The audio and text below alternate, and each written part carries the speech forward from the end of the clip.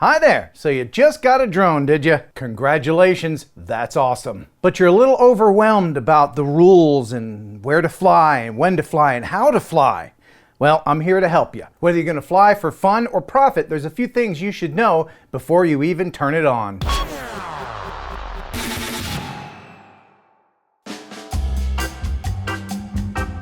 Here are a few examples that I have.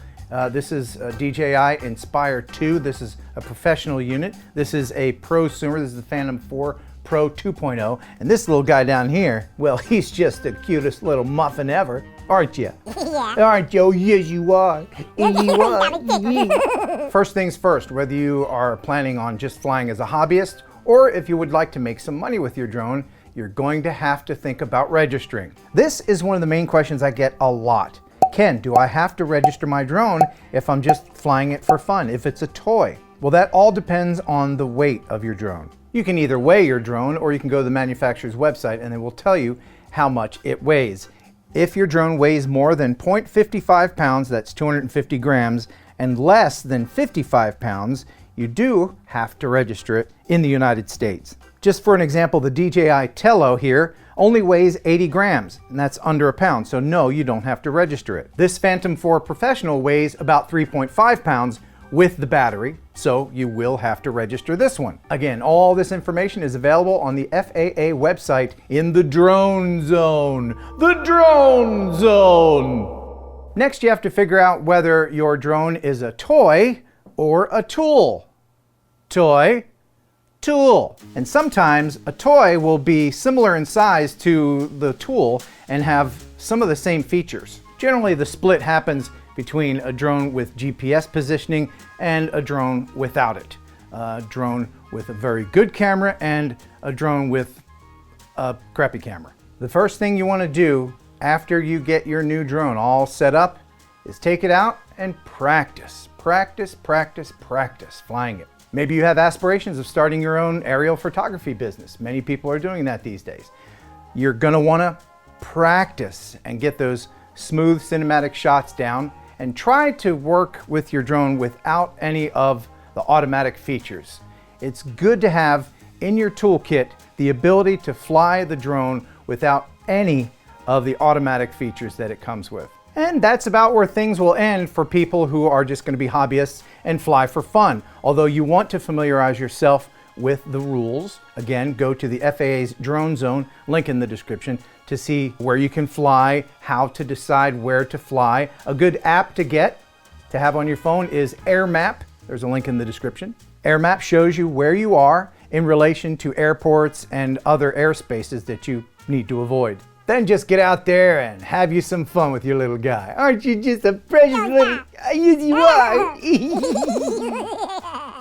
Okay, so you're not going to play with your drone. You're going to use it for business. You want to be a photographer, an aerial photographer. This is where things get interesting and a little confusing. No, I don't need that. I'm just going to give my pictures to people. Nope, sorry, that's in furtherance of a business, and you can't do that.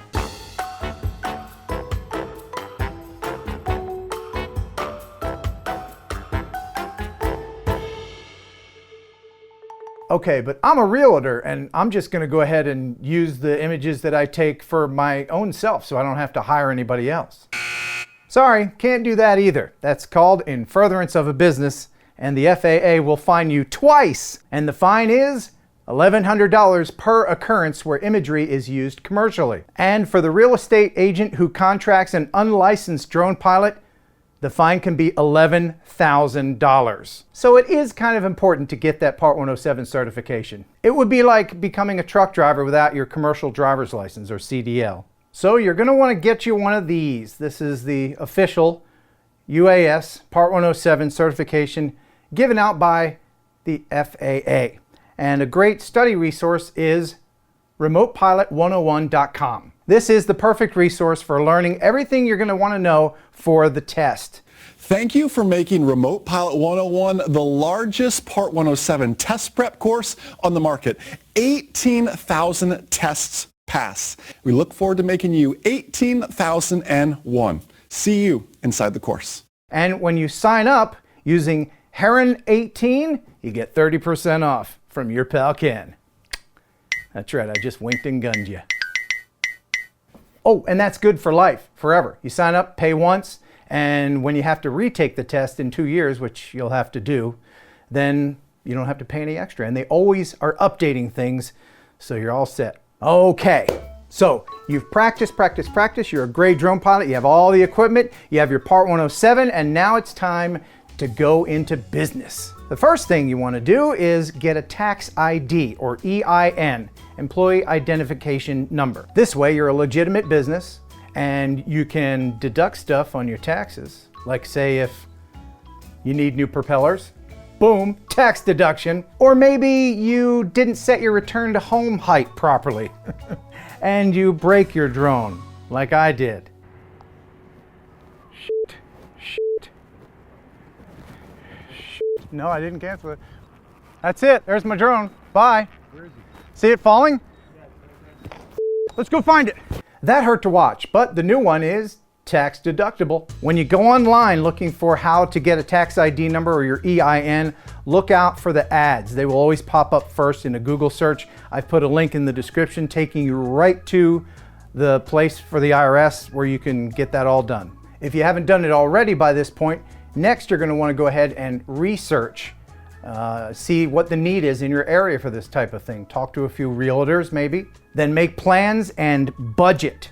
You may think that the biggest cost is just buying the drone, but no, there's a lot of associated costs with running a small business that may pop up, and you're going to need to budget for that. Here's a few tips for how to get noticed and how to gain a reputation in your area for being the go-to drone person. Start by doing a few pro bono or free jobs for some realtors in your area to show what you can do and to build your portfolio. Then join your local Chamber of Commerce. It's a great place to network with businesses in your area, and there's always people in there who know other businesses, and before you know it, you're the drone guy and everybody comes to you for their aerial work. Of course, it goes without saying to have a presence on social media. Instagram is a great place for still photography, to show people what you can do, what you have done. Have a Vimeo or a YouTube presence as well for your videos. People are always asking me about my prices.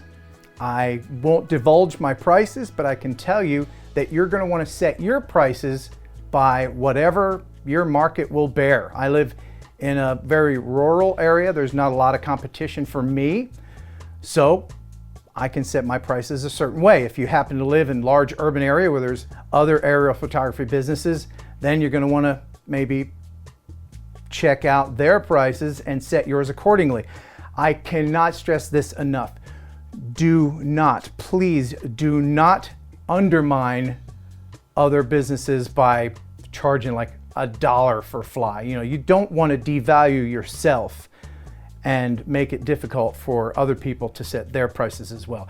Competition is so important, so make your prices fair. One of the things I did to get noticed in my community was to work with emergency services. There was a missing young man who couldn't be found, and the local emergency services helicopters couldn't take off because the ceiling was too low. It was foggy, and they wouldn't have been able to see from how high they needed to fly. So they called me and I helped search, and eventually he was found. Be an ambassador for the drone community.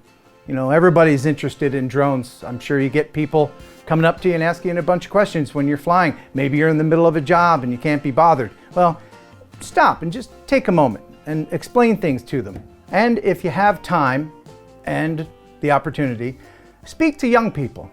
Go to schools and demonstrate your drone to them. And before I go, I'll give you one last tip, and that is the proper way to use the controller.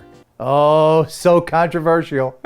Here come the thumbs down. If you want to fly your drone properly and have precision, take your thumbs off of the controller and bring in your pals, the forefingers, and pinch. There's a reason why we don't just use one finger to write with, and that's because we need the muscles for precision to write our name. You see?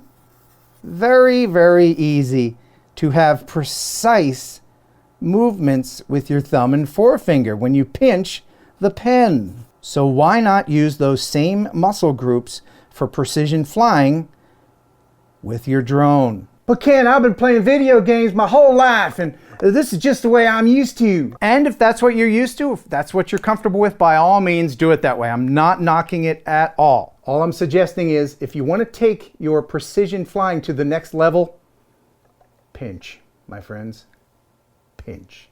And with that, thanks for watching. Thanks for subscribing. Good luck with your flying for fun, your flying for business. If you have any questions at all, feel free to comment below and I will try to answer them. If you have a complaint, then pick up your pen with your one thumb and write me a letter. Send it to Ken Heron, 215 Baker Road, Huntington, Tennessee, 38344. And if you would like to win this cute little drone, then go ahead and comment below. I'm a pincher, not a thumber. I'll pick a winner from those who commented. Until next time, buh and bye.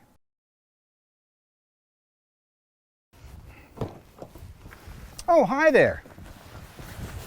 I'm glad you're here. I thought you might like to see something pretty interesting using the FLIR for the smartphone. All right, so I've turned on the FLIR 1 version 3.0, I believe. And I'm also turning on the 2018 Mazda CX-9 vehicle. This is a loaner car while my Mazda RX-8 is being repaired. And it has an interesting feature that I thought I'd show you on the FLIR, and that is a heated steering wheel. So right now you can see that the steering wheel is cold. And I'll go ahead and hit this button here, boop, and it should start warming up right away.